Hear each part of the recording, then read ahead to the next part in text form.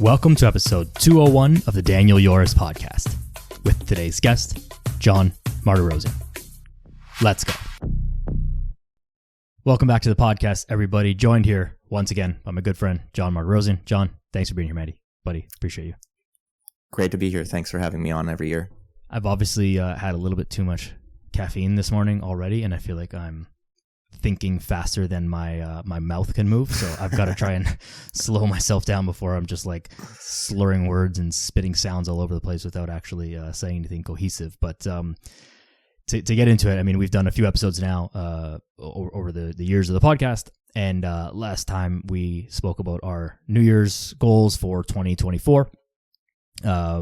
Mine didn't go so well, and maybe we'll talk about that at the end. I wouldn't say it was a total failure, just, didn't achieve the goal for various reasons, but you did. And your goal was a little bit more, I'd say, interesting than mine. And you actually had a legitimate plan, which obviously helps. And that's something that we'll definitely talk about throughout this thing. But just for anyone who maybe didn't listen to it, I don't remember the number of that episode, but I'll get it and put it in the show notes, whatever the last one was.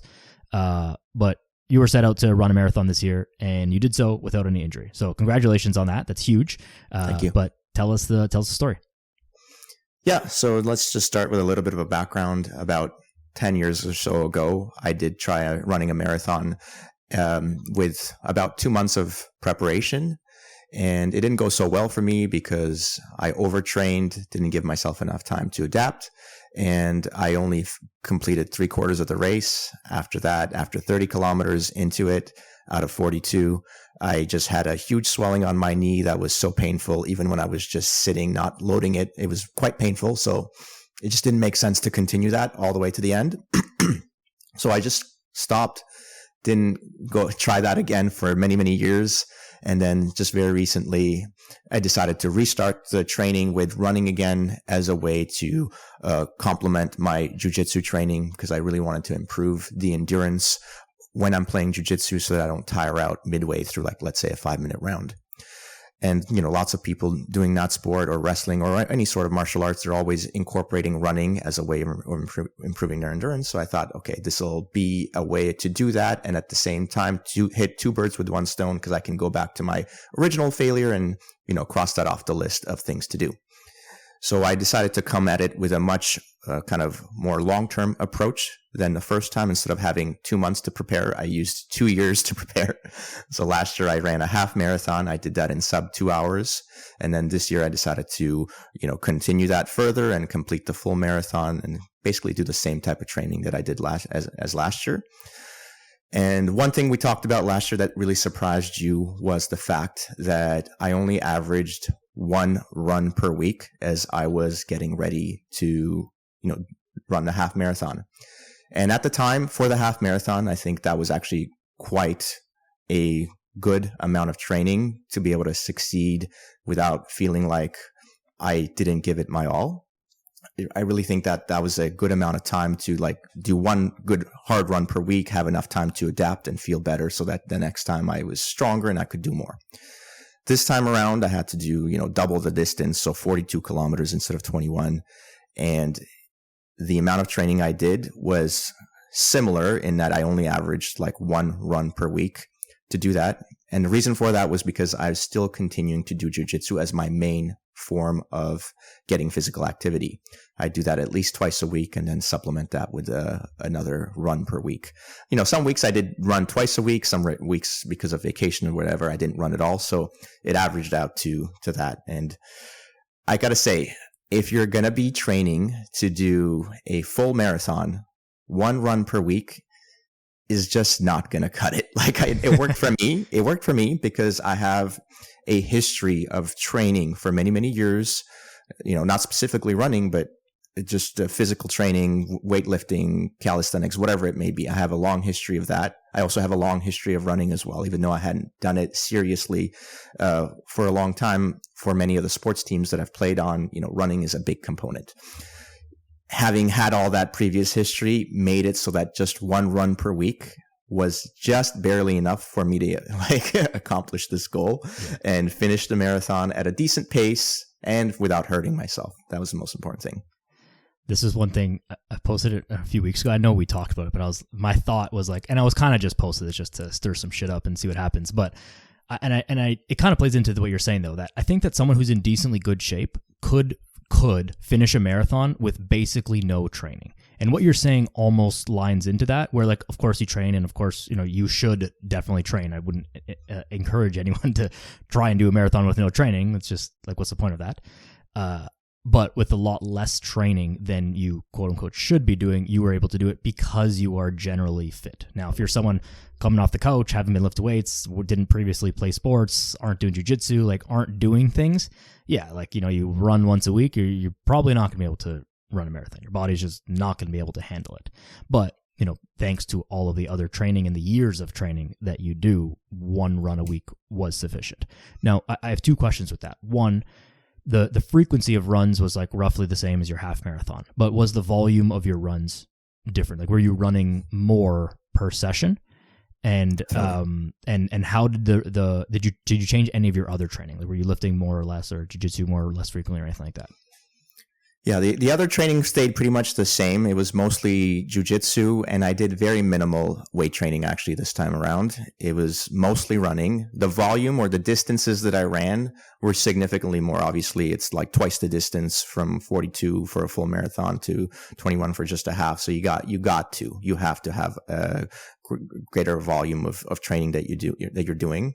So in terms of how I structured it, is initially in the beginning, I just made sure I was back to the same shape that I was when I finished the half marathon. So it took about a month or two to doing another half marathon where I was like, oh yeah, I got this. I'm back to where I was.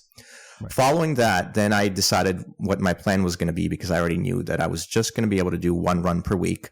Was I would do one long distance run that would, match or actually increase my previous long distance run that I did by 5 kilometers. I decided 5 kilometers was a good stretch, because to me, 5 kilometers is almost like, I don't want to say nothing, but I know if I only have 5 kilometers left that I got this. Right. So just by increasing by that metric, it seemed like a reasonable amount. So after I ran the half marathon, which is like 21 kilometers, then I increased by 5, 25, 30, 35, 40 kilometers. But in between all those long distance runs, I just had short, what I call consolidation runs, which were only 10 kilometers. So previous to that, when I was doing the half marathon, my short consolidation runs were 5 kilometers only. So I just doubled that to 10 kilometers. And then I did a bunch of, so I think overall it was only 5 really long distance runs. So a 20 kilometer one, a 25, a 30, a 35, and a 40 kilometer one. And that was it. So you did actually do like a 40K run before the marathon.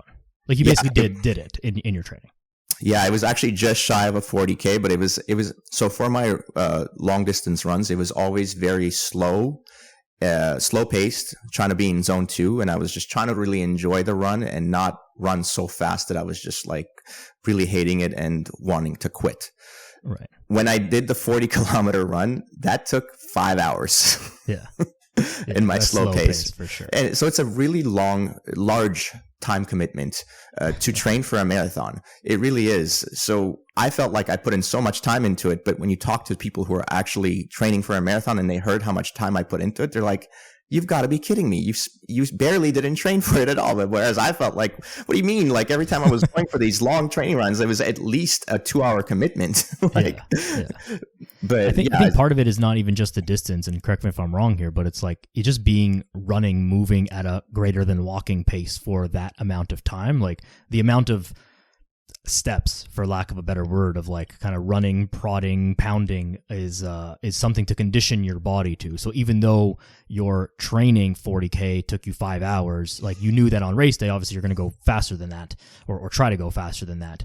But you have to like know that like, okay, I can like sustain a running pace for this length of time, or for this distance for this distance. Yeah. And the time that you're spending is so vast that a large number of things can go wrong, right? 4 or 5 hours, that's a large chunk of time. There could be a whole variety of different things that you have to be able to manage to make sure that you successfully get to the endpoint. And that is one of the larger, things to think about when you are preparing or running a marathon is like, what are the things that could go wrong and how do I make sure that I have strategies to mitigate them? So we can go over eventually, like on race day, some of the things that I had to deal with. But yeah, it's just it's a long time commitment to run that distance. So you just make sure you know what's going to be coming your way and you have a plan to mitigate it.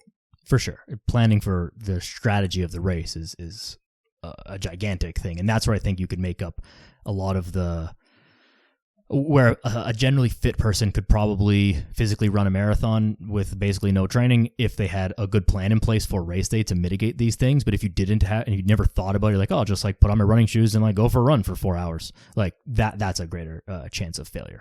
But before we get into like the more race day specifics, tell me a little bit about like, what would you change in your training, looking back? Now, you're not going to just fully dedicate yourself to marathoning. I'm sure part of, it would be better if you didn't do jiu-jitsu and just focus on the marathon only, but that's not what you wanted to do. So for someone who's in a similar boat as you, where it's like, yeah, I want to run a marathon this year, but I'm not going to dedicate all of my time. Like I have a job, I have a family, I have things to do. How would you change your training if you think that one run a week is not, it worked for you, but like probably not ideal? Yeah, so definitely, I mean, increasing how many runs per week you do is a good idea. If we're going to take maybe more of a specific approach to individualize it, you have to kind of look at what your weakness is and then address that weakness. So personally, I didn't have an issue with my cardiovascular system. I didn't have an issue with like energy stores, being able to like, use them to be able to do the runs. It was really like a structural issue again, just like the first time I tried doing a marathon. I had my right knee specifically would feel pain almost like a clock every time I passed the 25-kilometer mark. After that distance, it was just like, okay, you've overused this joint. Now there's going to be pain to let you know that you need to stop soon. Right. Why do you think that is? Well, what's going on with your right knee? So I'm right-sided, so it's most likely my right side is my power side. So I'm using that side more for pushing off than I am on my left side, if I had to guess. And 25 kilometers is a long distance. If you're not training that at a high frequency, which I really wasn't. I would get basically one really good long distance run per month. It's just, that's not enough to get that adaptation for that much of a distance. So it's just overuse. Right. But luckily it wasn't so much so that there was any like acute pain or any acute tear or tissue damage. It was just kind of letting me know that you're getting close to something like that happening, but so be careful. And I was feeling it out. I was changing certain things to make sure that I am lessening the impact of each step as I'm running. Right. I guess for anyone, no matter how good of a shape you're in, when you're pushing your body like to the limits, like no matter what, there's going to be a weakest link. It doesn't mean that part of your body is weak. Like your right knee is not weak, but in the chain of your body, combined with the way that you move and your running technique and the way that you push off and all of those things, then for some reason, like your right knee is a weak link in the chain. And there's always going to be a weak link. And then that thing is going to quote unquote break first when you're pushing the limits. Like something's got to give, and like that's going to be the thing. So for someone else, it might be your ankle, your hip, your back, who knows? But there's always going to be something. So I would have liked to have spent more time doing like knee strengthening exercises and also a little bit more time doing plyometrics specifically for the right knee. I think had I done a little bit more of that could have helped prepare me for race day a little bit better. Hard to say, but given the fact that I didn't actually end up injuring myself, I just simply had that nagging pain letting me know that I'm, probably, dancing with the devil, but not quite there. Right. So would you say that like is two runs a week enough? 3 runs a week? Like where's the sweet spot if you're still doing jiu-jitsu, like say at least twice a week? Yeah. And then how do you split up like slow runs and fast runs with that? Yeah, so I've used the 80-20 principle where I'm using 80% of my runs as slow zone 2 runs, and then 20% are fast-paced runs or hill sprints. That's a very basic way to start, and then you can tinker from there. I don't know if I can really comment on how many runs per week is ideal. It's kind of just like you got to test it out and see.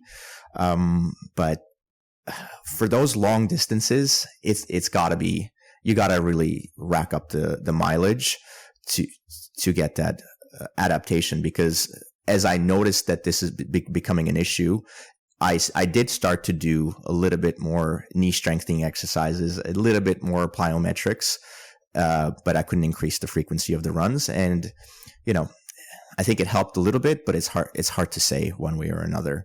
It's just something you have to be aware of. Yeah, I don't expect that there would be, some blanket answer, because obviously everyone's life is different. Like, in an ideal world, you'd be training 7 days a week. Like that, I think that would be the ideal. And that doesn't mean like long, hard runs 7 days a week, but that means like some type of productive training, 7 days a week. But if you have a job and a kid and, you're not an Olympic marathon runner, like, yeah, you're probably not training hard 7 days, like 7 days a week, because that's just not realistic. So probably the answer is somewhere like as much frequency as you can possibly handle, given your ability to recover and the other things going on in your life. Does that sound more reasonable? Yeah. And you got to definitely incorporate recovery into the formula of what you end up doing. And I really like I said, that 80-20 principle, you really want to make sure most of your runs are going to be easygoing runs. Like I said, in the zone 2, in case people don't know what zone 2 means, usually that just means slightly faster than just simply walking, where your heart rate, you're keeping it fairly low, about maybe 140 beats per minute or less, which, by the way, is very hard to do. And in the beginning, when you first start running and you do have a heart rate monitor and you're checking, you realize that it doesn't take very much effort to bump your heart rate up to way past 140.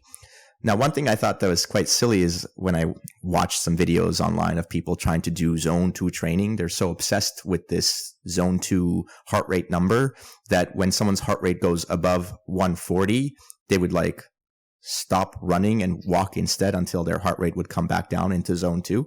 I just thought that's silly, actually. Like, just run slowly and make sure you can talk. And if your heart rate's above 140, it's okay. It's not a big deal. Like, it'll adapt eventually.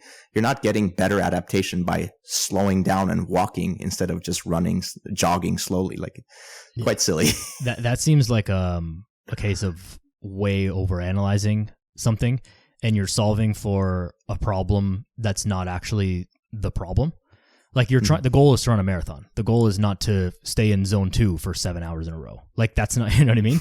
And so maybe that's part of your training, but like, you want to actually keep the main thing, and that is being able to run a marathon. So if that means that you're walking just to stay in zone 2, well, you're not going to, unless you plan on walking on race day, which you probably don't, then it's not really helping you. You're just like lessening one aspect of the training to improve, quote unquote, one other aspect of the training that is also probably just like less productive overall. Yeah, just unrelated to the final target that you're aiming for. Right. Did you like use any heart rate monitors and stuff? Like, did you pay attention to that, or did you just more go like on the breath test? I've heard actually the breathing thing for zone 2, like the talk test, is actually a better indicator than whatever your heart rate says, because that of the way that your body is pumping the blood is better. It's a more accurate indicator because it's individual to you rather than an arbitrary estimation of your heart rate number based on your heart rate max.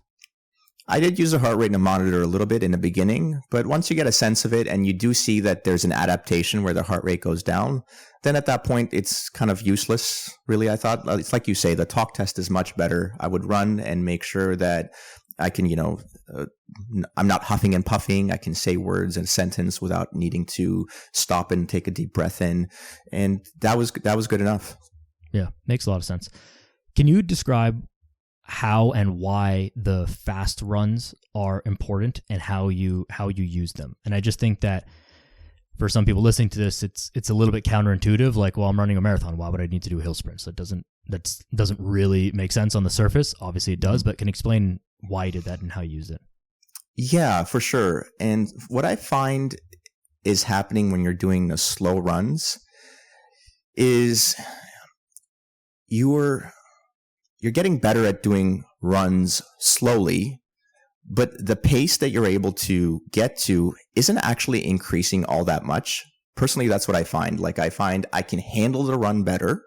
It feels better at the end of it, but the speed at which I'm going stays about the same because I'm trying to just keep it comfortable, first of all. That's my main goal. I'm just trying to do, 25, 30 kilometer run where the whole time I'm not hating myself. I'm just enjoying it. And in order to do that, the pace just kind of stays the same and it doesn't really improve all that much every time you do it.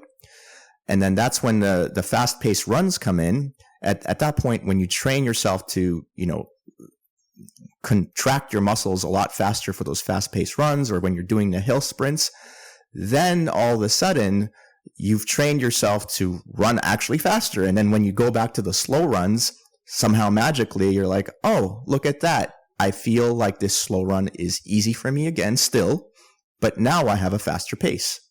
And that was part of the goal, right? I was trying to, initially I did the half marathon in 2 hours. I was hoping to do the full marathon in just double the time in 4 hours. I came just a little shy of that, but still fine.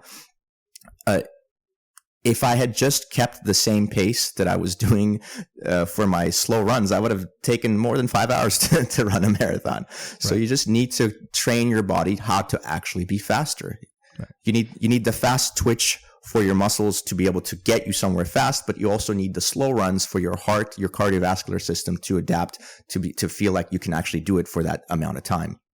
Your gait would change as well. Like you're just pushing yourself off faster. Your stride length is probably going to be a little bit longer. Your stride speed, cadence, is that the proper term there? Cadence is probably a little bit faster. And these things obviously change. And so if you're never going there and then you just try and pull it out on race day and then you're wondering, well, why didn't this feel so good? That's why, because you never practiced that in your training. So you've got to make sense to build those things up. It's like the same as powerlifting. You can't just train sub-maximally and then show up on meet day and then just try and the 1 rep max when you haven't actually hit a 1 rep max in months and months and months. Now, it doesn't mean you should be 1 rep maxing every single day in training. That's certainly not the way to train. But that part of the skill is as important as all of the other aspects of your training. So it makes a ton of sense. Now, yeah, so just to add on to that, sorry, and then you can ask your question, but the pace at which I ran the marathon was 30 to 60 seconds faster than the slow runs that I was doing when I was just training. That's a quite per minute. That's a quite a big significant increase, and it just wouldn't have been possible. I wouldn't have been able to manage that for that distance had I not done any fast pace or just the hill sprints. Really, I feel like the hill sprints are just so good for that. Yeah, and lower impact too, because less eccentric, so less chance of injury and all that stuff. Yeah. Talk to me a little bit about your nutrition through training. We'll talk about race day in a little bit, but talk to me about how you handle your nutrition over the last year and around your training sessions. My nutrition doesn't really change very much, to be honest. Depending on what I'm doing, it's I eat a lot of protein. Mostly animal protein, mostly just beef, and I do get. I don't know if this is really dude. But hold on, let me interject here for 1 second. Yeah, sure. I know that this is the most boring question ever to you, and I'm pretty confident that I'm not going to be surprised by anything that you say. Because nutrition is so simple, and I feel like we're just smashing our head against the wall continually talking about it. So I know I can hear it in your voice that you're like, yeah, my nutrition is just I fucking eat normally. But actually just describe that to me as if I'm a complete alien, because I think people just continually need to hear what this is. I know that it's not riveting or some crazy, nutrition thing that you do. You just eat like a normal person, but just actually describe that. Yeah, sure. I guess if you just look at my plate, usually it's got 3 components. It's got the big meat component, and then I usually make a little salad for myself and some sort of carb component, whether that be rice, potatoes, something like that, or maybe I bake my bread and just have bread with my dinner. And pretty much I do that every day. And then I make my own yogurt, and I have like jars of yogurt that I supplement with all throughout the day. That's pretty much it. riveting stuff. But again, it's important to say this because like good nutrition is not complicated. It is far more simple than we've all been led to believe. Yes, it's difficult to implement that on a consistent basis and all that stuff, but like no one should be surprised by the plate that you just described, and that is your plate most of the time. If you've been listening to this podcast for like any amount of time, you should not. I would be shocked if you were surprised by that. But always good to hear. Did you do anything different on your training days? Like, would you eat higher carbs? Like, would you do? I'm sure you did stuff different for race day, but would you change anything on training days because you were only training once a week? So it'd be like makes more sense. So the main thing that I realized I really needed to do was to get my electrolytes real well, especially when you're training in the summertime. I had a couple of days that were like really, really hot days that I ran. One of the days I did a long distance run, and I was just like, oh my God, I feel completely wiped. And it was a hotter day. It was like maybe in the mid to high 20s, and not even that hot, but just hot enough for a run, for like a 4-hour run where you're just like, this was a horrible experience. I want to fix this. I want to never experience this again. And so I got a hold of an electrolyte mix called LMNT. I don't know if you've heard these. They're pretty popular these days. I use them. Yeah. And the first time I used it, the difference that I felt, and it was another similar hot day, I was like, oh my God, I feel so much better having completed this run with this electrolyte mix than without. And then from then on, I just always used that every time I ran the long distance runs. When it was just a 10K run, I didn't really need that. Yeah. But for the long distance runs, you've got to have something. Otherwise, the drainage that you feel is it's like I said, the whole time I'm trying to make this a fun experience because I'm not a big lover of running. I'm not doing this because like it's really all that important to me. I'm just like, it's for other reasons. So I just want to make sure that I continue to do this by keeping it fun, and having that electrolyte mix as part of my before I run, I just would down that real quick. That made a huge difference for me. So you would drink it, like one packet of it pre-run? Would you take any with you on the run in water bottles that you carried with you or anything like that, or no? No, because I didn't want to carry a water bottle in me because it's such a hassle to do that. Yeah. The only thing I would carry with me for the really long distance runs was a couple of like apples or something along those lines to give me a little bit of extra energy midway as I was feeling tired. But I worked out a route that I would run where I had a bunch of water stations throughout the route that I could drink water from. So I didn't have to bring a bottle with me. So I would just down everything right beforehand, and I'd have a couple apples with me at the halfway point. I would like maybe eat one and then save one for like the last quarter of it maybe. I have two questions. One, why did you choose apples? That feels like not the most convenient fruit to eat while you're while you're running. Like, I feel like I'd be smashing my teeth into it or trying to bite into it. Funny question. It's just whatever was available. Okay. Like, kids love apples. We always have them kicking around, so that's what I took. Fair. And second question, you trusted like the city water fountains to just drink from? Are you sure you're okay now? You didn't turn into a monster or Teenage Mutant Ninja Turtle or anything like that? Right there. They say the dose makes the poison, right? So it wasn't that much. It wasn't that much water. It's just enough to get enough to wet your lips and get through it. Yeah. Fair enough. Makes sense. I mean, I think the electrolyte things are good. I think they're way overblown, like all supplements are, and people use them way too often for the wrong reasons. You know, you're doing a 30-minute, 45-minute workout at the gym at like a 7 out of 10 intensity. Like, you probably don't need, in an air-conditioned gym to boot, like you probably don't need extra electrolytes. But, you know, you're doing a long run where you're sweating a ton outside. Like, yes, that's when those things matter, obviously. Yeah, like I said, the 10K run didn't need it at all. Like, it was just fine without it. But for the long 20 plus, you've got to have something. How long is a 10K run taking you on your training runs? An hour. Yeah. So like an hour, that seems like it makes sense, right? An hour's worth of sweating, assuming it's not crazy hot. That makes sense, right? Yeah. Mm-hmm. Any other supplements that you used or took in training? Yeah. The other one that I used was so last year when I did the half marathon, I just used a ketone ester on race day. This time I knew I was going to use it on race day. I wanted to get a little bit of like experience using it during training as well. So there's this one called Ketone IQ, and it's a ketone ester sports drink. I was able to buy a large bottle that lasted me both throughout my training and on race day. And man, ketone esters are the most bitter, gross tasting things in the world. If you can handle them, go for it, because they work extremely well. But if you can't handle bitter taste, like it was bad. I try to take double the dose that I normally would take during training runs for the actual race day, and it was just so bad I couldn't. I had to spit it out. Now, how much do you think that affects you, and what is the feeling like of taking that? Yeah, totally. So I have a little bit of experience being able to describe the difference, because I had a run where I just didn't take anything. I had a run where I just took the electrolyte mix, and I had a run where I took the electrolyte mix and the ketone ester sports drink.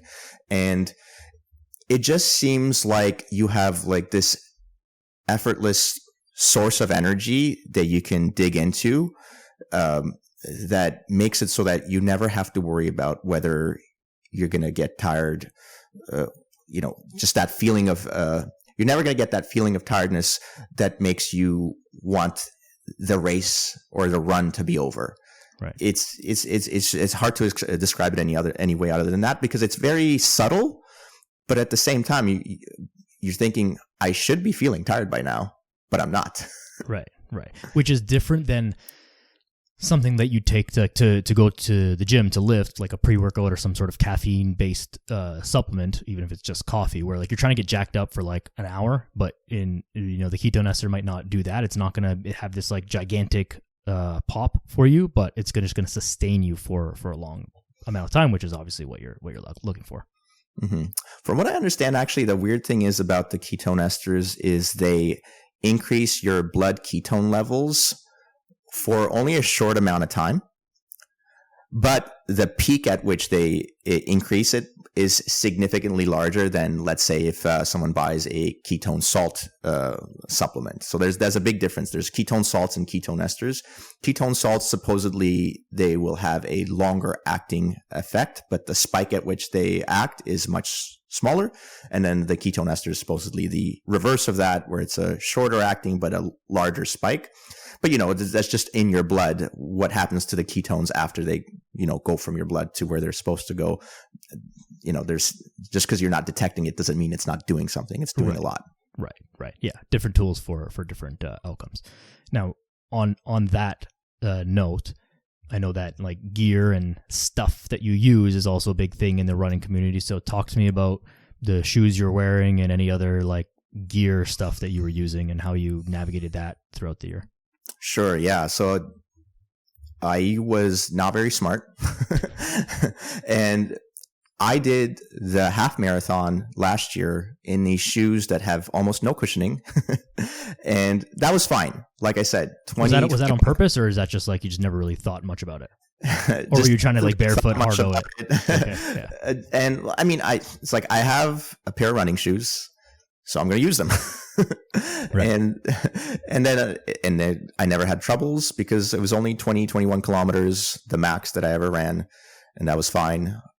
And I got good adaptation from that. I have strong feet, but when you get to 25 plus kilometers, it's just a different beast. That was like the biggest takeaway. It's just like there's a certain distance at which things change completely, and you just have to know that and be aware of that and adjust your behavior accordingly. Sure. So once I started going 25 kilometers plus, I realized the shoes I had were just no good. So I went and bought much better set of shoes. I think they're just New Balance shoes. New Balance, they're specifically for marathons. I went and talked to the sales lady who was there, and she gave me a handful of ones that were a good fit for a marathon run, and I just picked the one that had the widest toe box. I have wide feet, sure. So just for the best comfort and feel. And then once I had those, I did feel a lot better running with them, and it's completely different. It's almost like the shoes were pushing me. Honest to God. Did they have those carbon plates in the soles? Were they those kind of shoes? They didn't have the carbon plates, but it's quite a bit of cushioning in the bottom. The bounce, yeah. Yeah, and it just feels like it's pushing you forward with minimal effort compared to what I was doing before. I was like, oh, this is so much better. Thank God that I switched. And I can't tell you much more about the shoes than that. I just know they fit me well. So they're meant for marathon, and they had a decent amount of cushioning. But I found even with the excess cushioning and the better feel and the more comfort, it didn't make an impact on my knee. It would still 25 kilometers into the run, it would slowly start to creep in, that little pain in the knee, and then eventually it would get worse to the point where I would have to just start walking. Right. So good to know, and I think this is a good note to make for people, is that I know people who get into running and then they just they spend hours and hours researching the best shoes and the best stuff.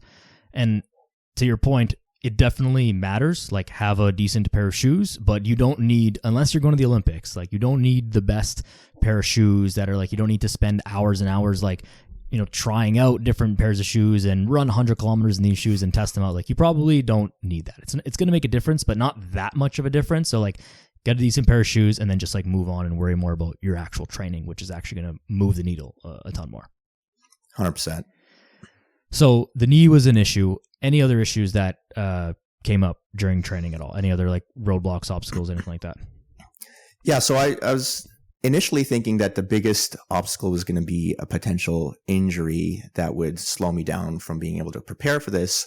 But really, the thing that made me lose the most amount of time from training was viral illnesses. Something we don't think about much, but at the beginning of the year, I just kept getting illness after illness right after each other. And that really took out a lot of time from me being able to get back to the shape that I was at last year when I finished a half marathon. And so once I went through that experience of losing so much time to viral illnesses and not being able to train, I was much more sensitive to when a new illness was about to approach. So, and having that sensitivity and that understanding of, I feel like I'm going to get sick from early on makes a big difference in what you can do to prevent that and dampen that illness from coming on so that you actually don't lose so much time. So actually, I feel like I've got a really good plan now for when a viral illness is coming on, for what to do to mitigate that and minimize the impact so I can continue to do the training as much as possible.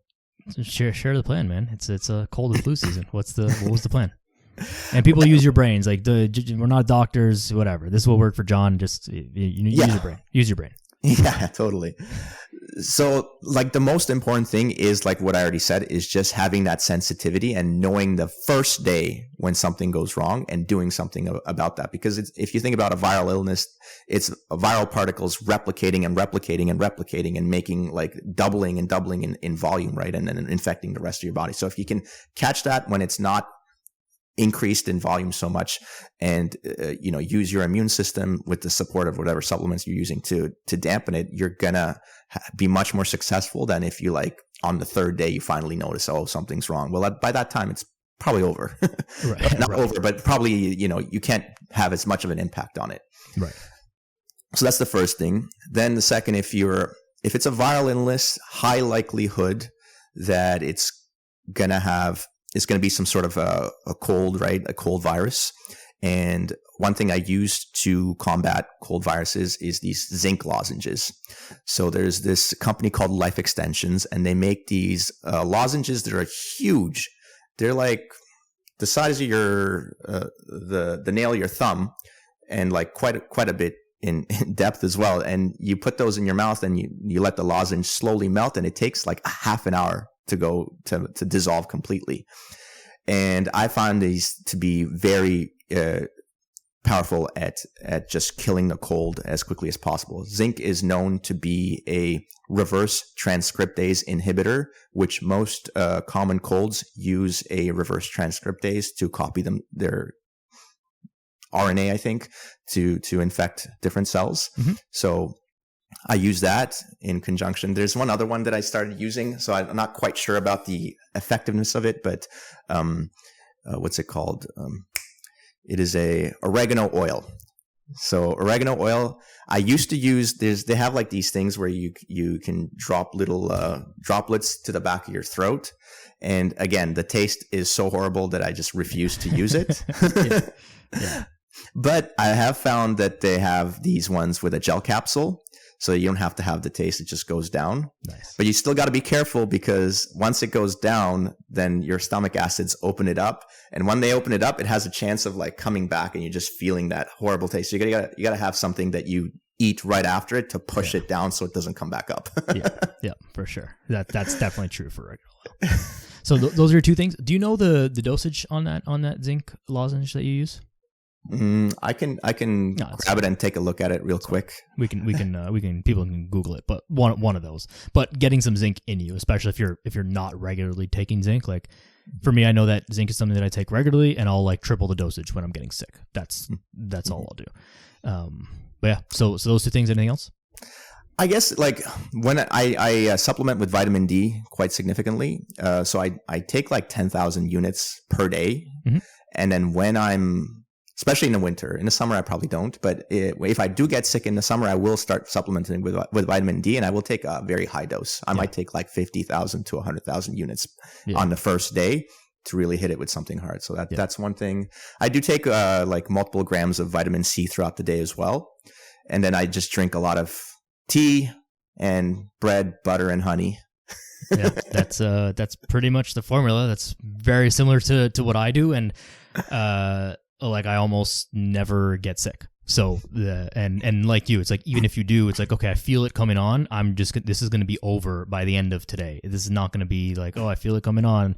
Let me just like let this happen and be sick for a week. Like the other thing that I add to that is sauna. If you have access to a sauna, that's been super helpful. Or a thing that I do, because I don't always have access to a sauna, is like just do really light cardio, even if it's just a walk, but like wear sweatpants, a hoodie, like make yourself sweat and get really hot and try to sweat it out. Like I know some of these things like maybe stuff your grandmother would have told you to do and like, old wives' tales, but like there's a lot of truth in those things. And so if it works, maybe we don't exactly know how it works or why it works or all these things. It's not super scientifically founded, but like has no downsides, and it works for a lot of people. So, maybe just give it a try, but also, use your brain. Well, you're recreating a fever basically, right? Like Your body's natural response to being ill is create a fever so that you can fight it off. So you're just doing this in a more controlled way by either going to a sauna, raising your body temperature, or just doing light, cardio workout. That's definitely going to raise your body temperature as well. Now, do you think that because your training volume increased because you were running more, do you think that contributed to you getting sick a little bit more often than usual, or was it just a string of bad luck? It was in the beginning of the year, so it was just like, January, February. That's just the time that you're going to get sick more often anyway. Plus you have young kids, so that makes sense. Exactly. Yeah, okay. Anything else that you want to talk about as far as like the training leading up to it, or you want to get into race day now? Yeah, totally. Let's talk about a little bit more about the training, because I used these speed trainers. They're called Pro Pulse speed trainers, which I bought from David Weck's website. And so it's a little bit hard to explain.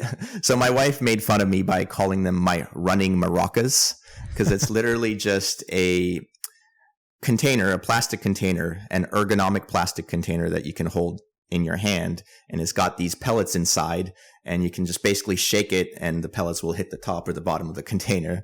And so the way I used it is while I was doing my short 10K runs, it would be just insane to use it for the long distance runs. But for the short 10K runs, and when I was doing hill sprints, it was perfect for that. And so last time we had this conversation, we talked about the double down pulse that I learned from David Weck. And just as a way to refresh people's memories, the double down pulse is when you're running, your hands are going forwards and backwards, right? As you're running. But what I've learned from David Weck is as your hands are going forwards and backwards, you can add a down pulse with both hands as you're going forwards and backwards.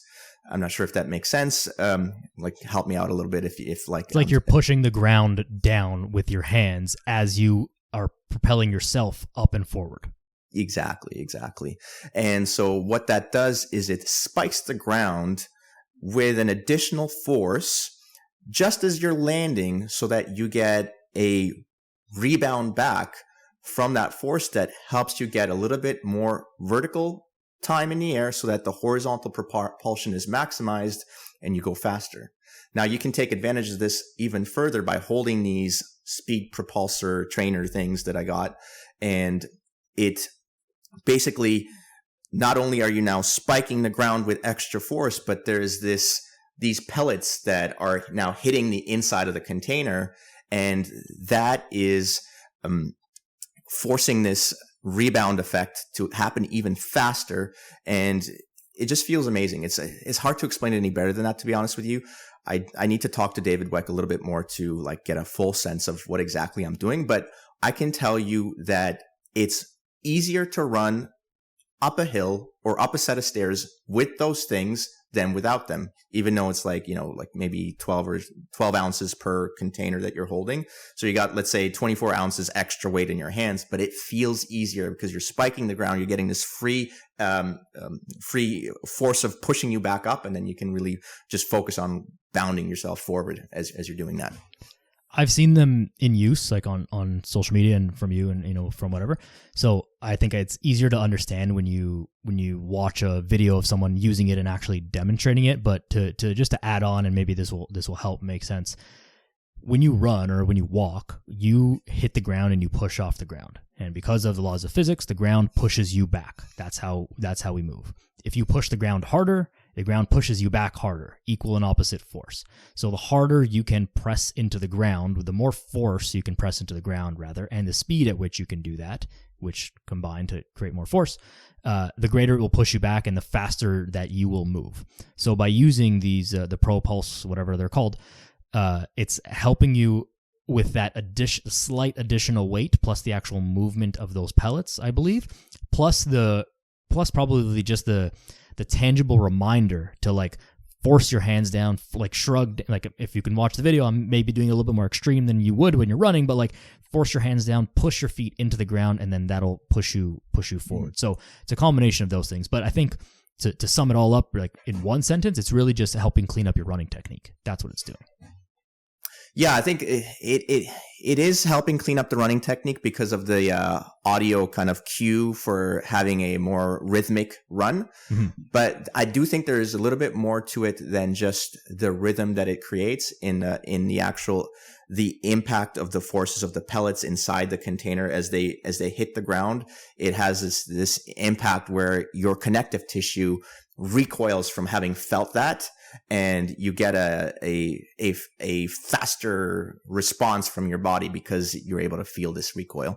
Right. Makes sense to me. But again, hard to conceptualize, I think, for a lot of people. Mm-hmm. Would you say that after using those, you noticed that you were able to mimic that style of running to some degree, even without using them? Maybe not exactly, but a little bit better?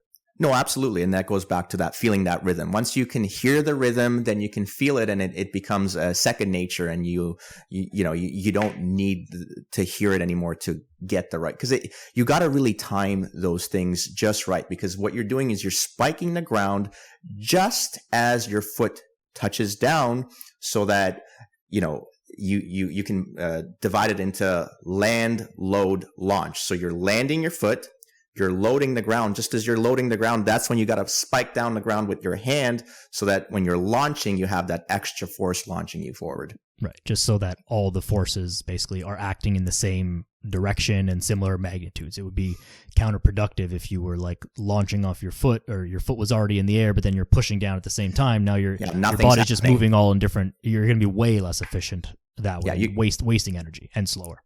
Yeah, you got to have ground contact when you're spiking down, or else it's pointless. You're not going to actually have any rebound effect. Right.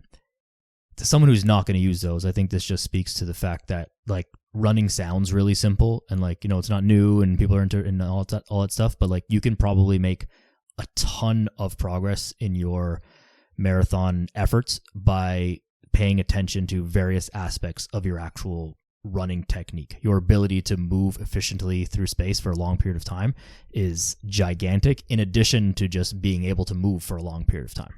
Mm-hmm.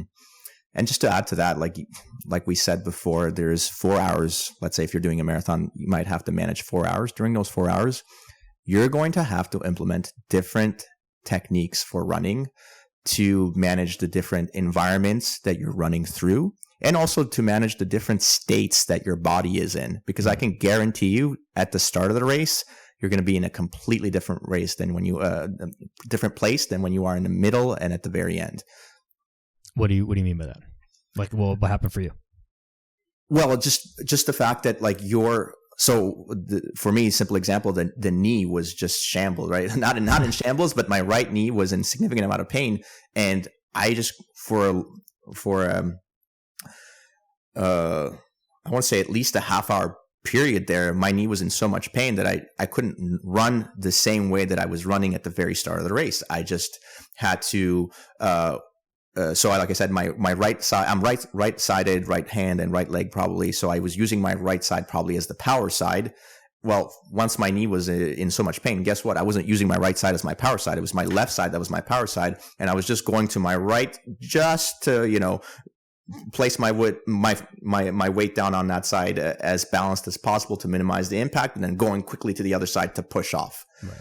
So that was a different technique than what I was using at the start of the race. And actually it was different from the very end of the race, because by the end that pain had subsided and I was able to use the sides a little bit more equally. How did that pain go away? Was that just by adjusting the technique? And so like you alleviated some of the stress and the pressure from it, and then it went away and you got back to it, or like what happened there? So combination most likely, but if I had to guess, the most impactful thing would have been that capsule of ibuprofen that I took midway through the race. Yeah, that'll do it. So funny story, because I had all these instances of training where I felt my right knee in pain. I was like, what am I going to do about this? I don't think this is going away. So as the race day is approaching, I was like, maybe I'll just have some, pain meds with me and I'll just deal with it like that. So I put a couple of gel capsules in my pocket without like a container or anything. And, 25, 26 kilometers into the race, still a third to go. All of a sudden I feel this excruciating pain in my knee. I go to grab the gel capsules and one of them had almost completely leaked over the other one. Nice. I'm sure that felt nice on your hands. Yeah. Yeah. Well, so one, not only that, but one was almost full, maybe like more than 3/4 full. One was only a third left. So I took the 3/4 full one. I'm in so much pain. There's no water station nearby. I'm like, whatever, I'll just swallow it. Pop it to the back of my throat. Immediately I start coughing because it's stinging the back of my throat because it's covered in the other gel capsules, like excretion. And it's not meant to, be tasted because it just like tastes horrible and it burns the back of my throat. So as my knee's in horrible pain, I'm like coughing up like a lung, being like, oh, I can't. But it was good a little bit because it distracted me from the pain and the need to like focusing on my throat and not, not choking. That's definitely one strategy. So part of it, like I said, I took the capsule about 15, 20 minutes later. I think it kicked in. The pain was starting to subside. And it's also just like staying positive, talking to myself, just being grateful that, I had the opportunity to run to begin with. Having that mindset throughout the entire thing, I think, is what propelled me to get beyond whatever the the mental battles I was going through. Was that more difficult than it sounds like your knee was a significant issue, but aside from the knee, like, did you feel tired? Did you feel like, was it physically difficult other than your knee? Yeah, totally. So last time when I did the half marathon, for my last kilometer, I sprinted as fast as I could for that last kilometer. I was just passing everybody, but like, just tens of maybe 20, more than 20 people that I passed for the last kilometer. It was the pace for that last kilometer that I ran was more than 1 minute faster than any other kilometer for that half marathon. And, once I finished, I had nothing left in the tank, but that just shows me like, if we take 20 kilometers and, 60 seconds faster in that 1 kilometer, that means I could have done 3 seconds faster perhaps for the entire race. just some In basic theory. math. Yeah, in theory. This time around, when I got to that last kilometer, everybody was passing me. I was just happy. I was just happy that I could keep going. I was just happy that I had enough energy to make it to the finish line. It's just like very happy for the people who are passing me. Like, it's great that they have the energy to do that. I did not care whatsoever. I didn't have it in me at all to push for that last kilometer. Right. Yeah. I mean, yeah, makes sense. Everyone's going to have the, better and worse days and different things, but it's about finishing. You didn't, again, not going to the Olympics. So you're not trying to like set a world record or anything. Your goal was to finish it without any injuries, and you did that. So like that was the thing, and you should be proud of that. Now, what are some other things you did on race day, like nutrition? I know the supplementation, like talking about how your whole setup for race day. Yeah, so I just had the same thing with the LMNT electrolyte mix and the Ketone IQ, the ketone ester sports drink. I had those prior to the race. I always like to have like a spoonful of honey I added some extra salt to that as well. Yeah. I have that, and then that's it. They just went off on a run, and then they have the stations set up. You didn't actually eat anything before? Okay, so thanks for reminding me. I did eat a breakfast. Honestly, I couldn't tell you what I ate. Okay, so nothing special or calculated. I know it was just probably like eggs and on toast. Sure. Okay, interesting. Did you do anything like the night before? Did you like no nutrition planning here at all? I guess you could say I did a little bit of a carb load the day before. I think we had, I think we had pasta the day before. So yeah, like I am very simple when it comes to this kind of stuff. Like I don't think about it too much. I just trust the process. I knew that I trained enough. I knew I trained enough not to get what my original goal was 2 hours, but I knew it was going to be just a little bit faster than that. So it just as a joke, I was like, my goal is 420. Right. So then I had a little bit of a carbo load by having, pasta the day before. The next morning I had, like I said, I think it was just eggs on toast. And then my supplements is what I had. And then on race day, they have stations set up where you can have water or electrolyte drinks. And I minimized how much I drank for the first hour and a half. But then after that, I was just like, whenever I feel like I need it, go for it.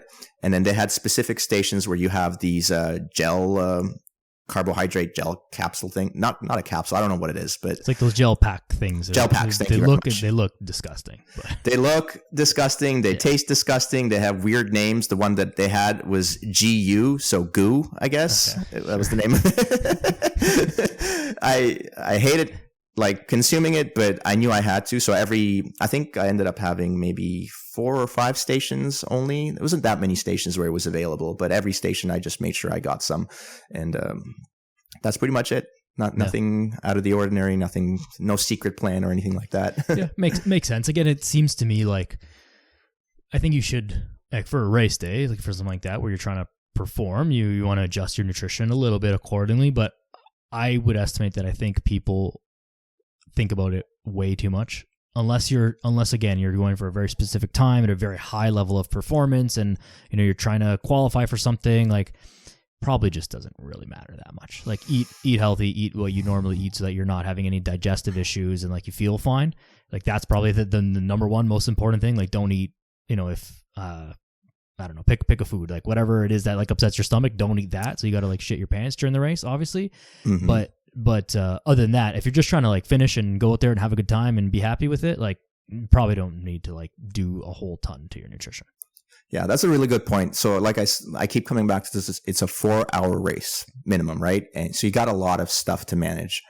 And one of the things you got to manage in that 4 hours is like your gastro, like you're talking about. So make sure you are, so that's, I had empty. To make sure. Yeah, I made sure I was empty. I went to the bathroom, I think 3 times before the race. Yeah. And I didn't, like you said, I didn't eat anything that was going to, that I'm sensitive to.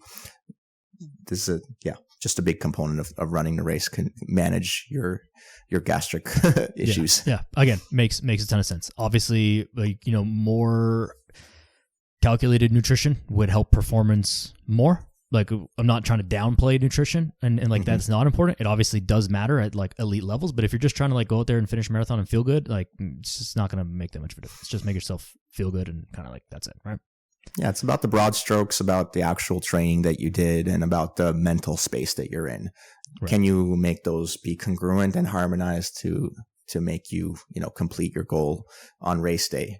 All the other stuff is a distraction, if anything. On the mental side of things, were there any additional mental practices, mantras, breath work, anything you did on or leading up to race day to help you out with this? What I found during the training is when I stopped running, when I would just slow down and do a walk, I found it very difficult mentally to get back to running at a decent pace again. So what I realized is that on race day, I had to just keep going and not stop if I wanted to meet my goal of finishing, in 4 hours, 20 minutes, let's say. So when the knee pain started on race day and I still had a third of the race to go, I was like, if you want to finish this race, you have to keep running. You can slow down as much as you need to, but keep running. Don't walk. So I made this deal with myself at the very start of the knee pain. I was like, slow down as much as you need to, but don't stop, because you know what's going to happen when you stop. You're just going to want to quit. So for nearly an hour and a half, I kept mantraing to myself, just keep going, don't stop. Just keep going, don't stop. I just kept saying that over and over again. And then if I wasn't saying that, then I was trying to think about how grateful I am for all the things that are happening around me right now. How it was like a really nice, beautiful day. How I was just like, at least my other leg is in great shape so I can use it. I was just like thinking about like my kids were waiting for me to see me for like the last kilometer. I was thankful for that. So anything I could think of that was a good thing that I could be thankful for, I was trying to focus my mind on that so that I wouldn't be focusing on the pain, and then just making that deal with myself. If I stop, I know I'm not going to want to keep going. So just keep going. That makes a lot of sense. And that is very much sounds like a race day type of mindset and not a months of training type of mindset. No. Like, it's okay to, it's not ideal, obviously, but like if you're on race day or performance day and you're like, you don't feel great, you have pain, whatever, it's like, well, I'm not encouraging anyone to get injured, but like if you get injured on that day, like, well, this is what you were training for. So like, let's just leave it all out here. If you get injured in training and you're just pushing through, grinding through actual pain, not discomfort, well, then you're just not going to even make it to race day. So like, there's a difference in like listening to your body and like knowing when, okay, this hurts and I shouldn't be doing this, but I'm just going to push through it. And if it's worse and it takes me 6 weeks to recover from this, then so be it. But you don't want that to happen, 2 months out. Like, that's not the time to push through that pain. That's the time to stop and address your pain and deal with it accordingly. And then so that on race day, you can actually make it there as healthy as possible and then push through, right? Absolutely. And damn it. Sorry. I had to follow a point to what you were saying, and then it just totally skipped my mind. I think what I was trying to say is on race day, I was like, I knew this was my chance and I didn't want to blow it.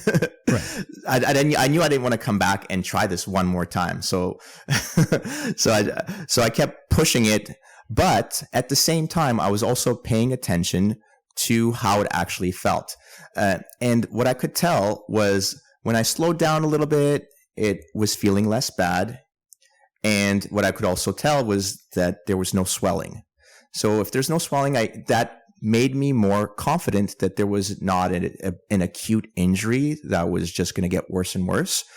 It made me think that most likely this is an overuse thing, just like before. I'm running 25 plus kilometers, max 42 here. So of course I'm going to overuse my joints, and I'm okay with that. I signed up for this. So let's just keep going.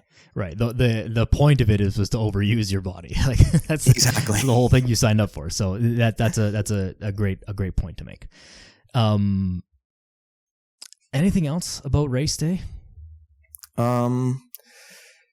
Yeah, no, I think we covered all the main points that I wanted to. So one thing I didn't mention was one of the other smaller obstacles that I dealt with was when I was training. Like I said, it was a slow runs, and you're significantly increasing your pace when you're doing the race. So during the first half of the race, not that early on. I think it was only like maybe 14, 15 kilometers in. All of a sudden, because I'm running so much faster than what I'm used to, I started feeling stitches on the right side of my gut or the left side of my gut. And I was like, this is not at all what happened during training. This is new. But when I was checking my pace, I was like actually going a little bit faster than I should have been. And you get caught up in it. Everyone's going faster in the beginning, and you're just like, you want to be with everybody. You're excited, and you still have a large store of energy that you're tapping into. So you go a little faster than what you should. And so I realized I was going a little faster. So I slowed down just enough that I still felt the pain in my side, but it was significantly reduced. And about 4 to 5 kilometers after the pain started, it subsided, it went away. And I was like, oh, thank God. Yeah. Thank God. Little did I know, only like 5 or 6 kilometers later, I would have like my knee blow up on me. But at least I had that little period in between where I was okay. Keeps you on your toes a little bit too, right? Mm-hmm. Did you do anything to get rid of those stitches, or did you just like time and just slowing down? Other than slowing down, did you do anything else to help it go? That was it. Just slow down and wait it out. Yeah. Makes sense. But again, one of these things where it's like, if that's the worst of your problems, like that's a pretty good day, I think, on race day. But this is why you train at higher speeds, to get more used to some parts of the event. Yeah. In reality, right? Which is unique to very long distance endurance events, because you can't just do the event. Again, powerlifting, like you can do your 1 rep max squat in the gym, and it's exactly the same as it's going to be on competition day, minus the crowd and adrenaline and whatever. But like, it's the same thing. You can train that multiple times. You can't just run marathons like every week and then just show up on race day and then run. Like, that's not how you train for that type of thing. So it makes sense. But you got to find ways to like stimulate pieces of those events so that things as little as possible surprise you on the day of the race. Mm-hmm. Yeah. So that was quite a surprise, but luckily I was able to handle it. And yeah, sometimes just got to slow it down a little bit. Yeah. And it's good to have so one thing actually that now that I think about it, is good to have like some sort of tracking device on you on race day, so that you are able to stick to the plan that you set for yourself. And that was one of the reasons, I think we talked about this a little bit online, one of the reasons why I was so unsuccessful 10 years ago for my first try is I didn't have that ability to track myself and stick to a plan. I just went balls to the wall fast as I could, because I had a ridiculous goal that I had set for myself. And then, surprise, you just couldn't maintain that for the entirety of it. So it's good to have some sort of tool that helps you track things and let you know when you've, pushed it a little bit and you can come back. All right. Makes a lot of sense. And especially given the heightened emotions of race day, helps to have something objective to keep you honest. Like, you can tell yourself that you're feeling great all you want, and maybe you are for now, but you know that, like, based on the watch, they're like, oh, I'm going, 15% faster than I should be. Like, this, I feel fine now, but like, this is not going to pan out very good. So I need to rein it back in and be logical about it and be intelligent so that you can actually accomplish your goal. Yeah, totally. Like the first half of the marathon, I was running at about a 5.5 minute per kilometer race, which is significantly way faster than anything I'd ran before. And when I saw it, I was like, oh man, like I know this right now feels good and it feels like I could go forever like this, but I know that's a lie too, because because I've done this before and I know I can't do that. So right. is a good way to remind myself to slow back down. Yeah, makes sense. So given all this, are you running another marathon this year? I don't, you know what? It's like, I joke like it's like kids. At first I thought I just wanted one, but now I have two. So I don't want to, make a judgment too early. I'm still processing this one a little bit. And I find like it was too much of a mental challenge. I like physical challenges. So maybe I'll do another half marathon, because that felt like the right distance to really challenge myself physically. And I try to go, faster and faster for a half marathon. I don't see myself doing another full marathon, but it's too early to tell. And who knows? I'll probably get bored like down the line, I'm still so young. Yeah. Fair enough. I mean, personally, I have no interest in running a marathon or training to run a marathon. So, I get why you wouldn't want to do it. And I think that, to me, it seems like exactly what you just said. Running the marathon is a bit more of a mental challenge. It's not super exciting to you or to me as like a physical feat. Like now you know that you can do it, you've done it, and like sure you could try and go faster, but it's more of like just like getting over it and just to say that you've done it. Now that you've checked that box, like, hey, I did this, you're probably more interested in like something that is a little bit more performance related to you rather than just doing it to do it. And probably a half marathon or, you know, some of those obstacle race type things if we're sticking with endurance sports or just jiu-jitsu in general, but are probably a little bit more interesting to you because you can dig into a little bit more of the performance side of things, and it's not worrying about like, oh, how is my knee gonna this and what are all these things I got to manage. It's more just like, how can I just like push this as fast as I can or as hard as I can. Mm-hmm. Yeah, it really is the time commitment for the training. I just don't want to do that again. Yeah, makes sense. Like if you're spending that many hours a week training, it's like, how many more interesting things could you do than just run, you know? Mm-hmm. Yeah, there's only so many podcasts you can listen to while you're running. Yeah, before you run out of all of them, you're like, well, no one posted a new episode today, so.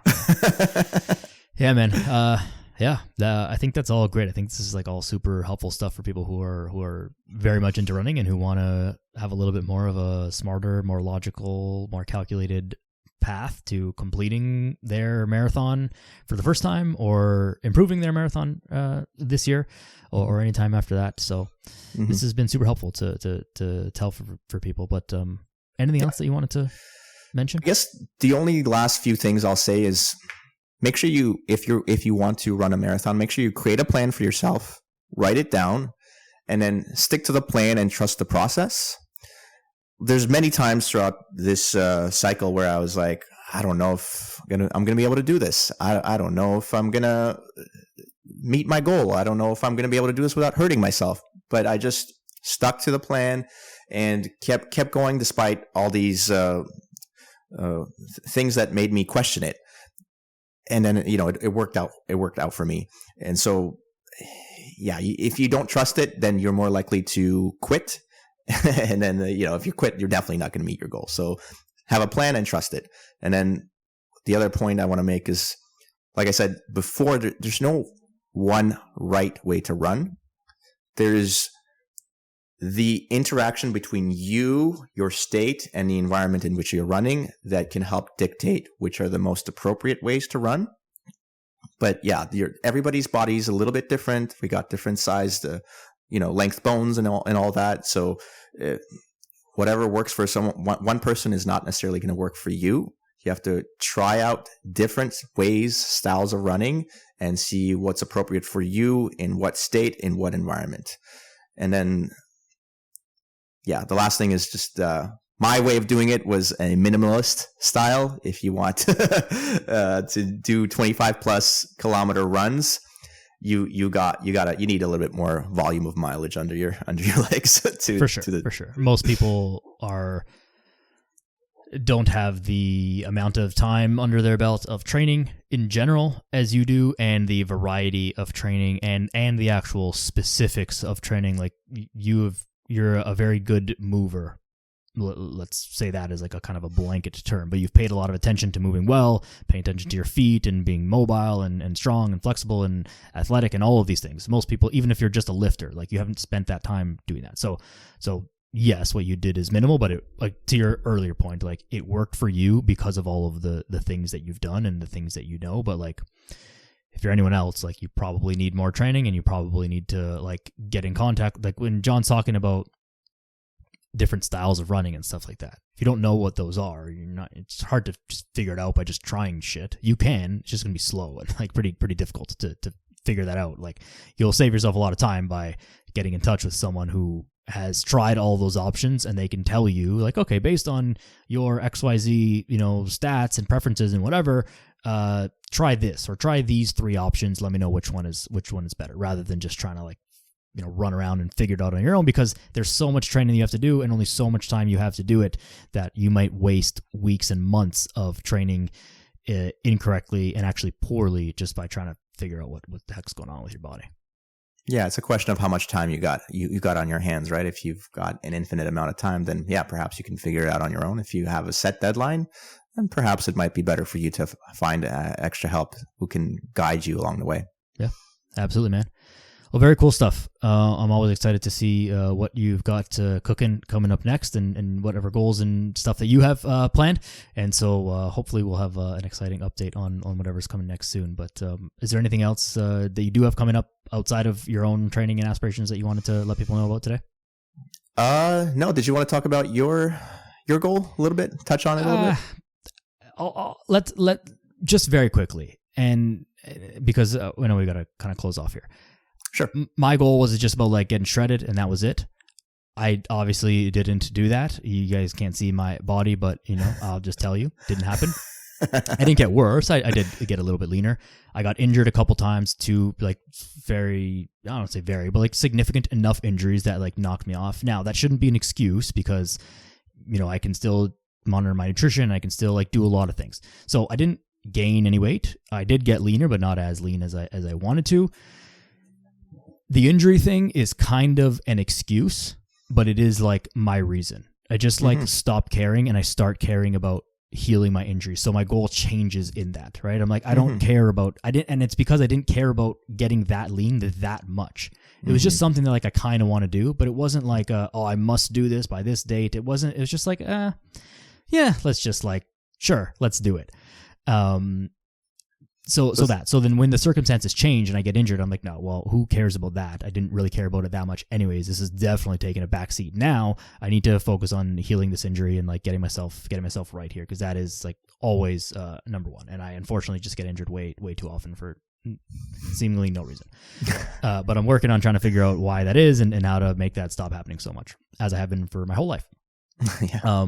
Another thing that I'll mention is that, getting very lean is very difficult. It's much more difficult than like your typical weight loss journey. If you're 25% body fat and you're trying to get down to 15% body fat as a man, physically, like that's not that difficult. It's hard to, the consistency, all those stuff. But like mechanically, the things you got to do, like it's not that hard to do. But going from 12 to 9, like now we're talking about a lot more difficulty because you've got a lot less wiggle room.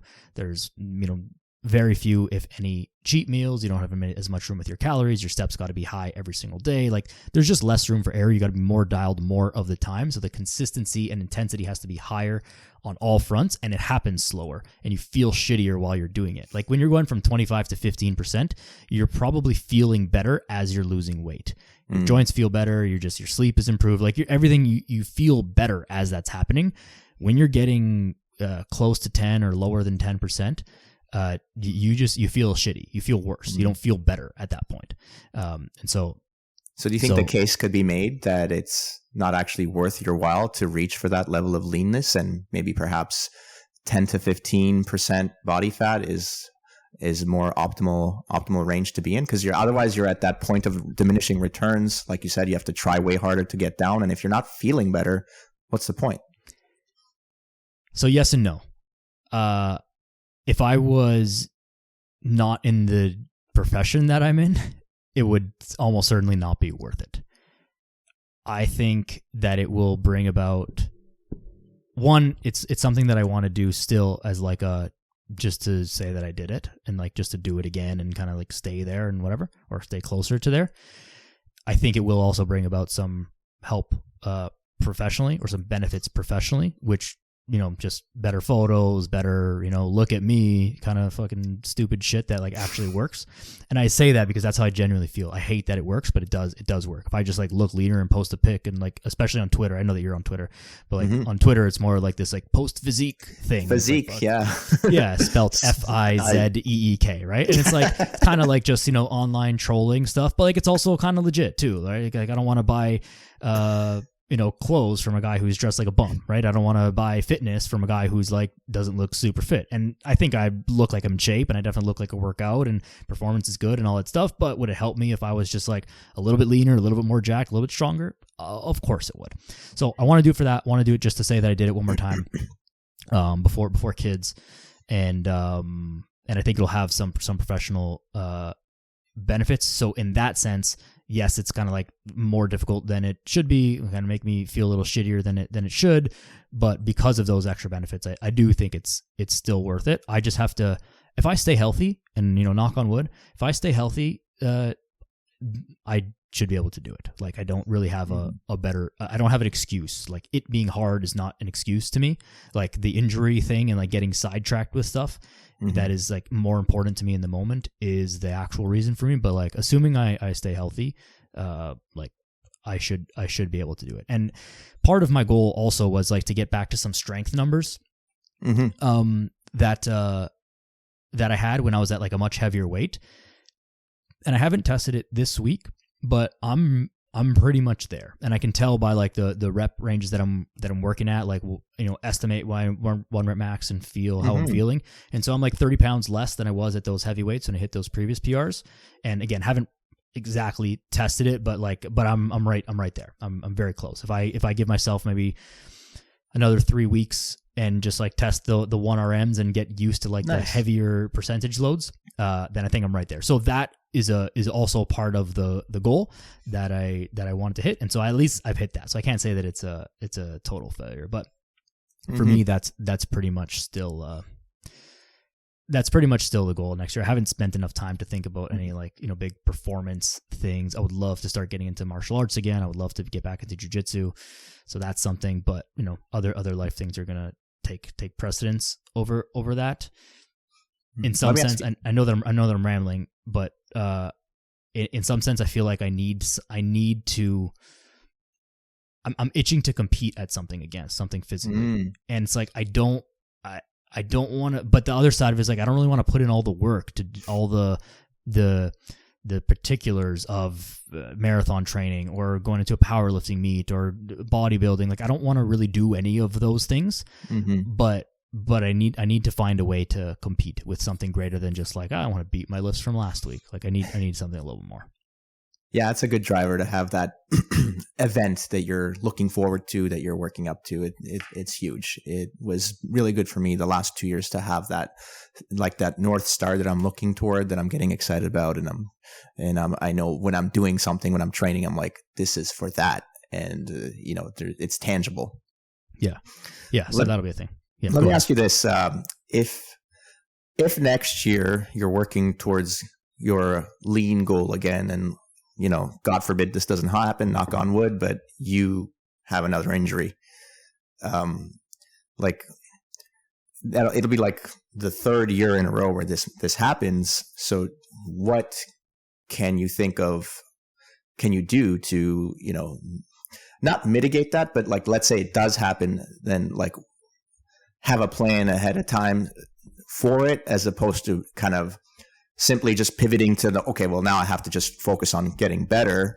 Like, does it make sense to have a plan in place ahead of that in case it happens? I don't think so. Only because the getting lean thing is still going to take a back seat.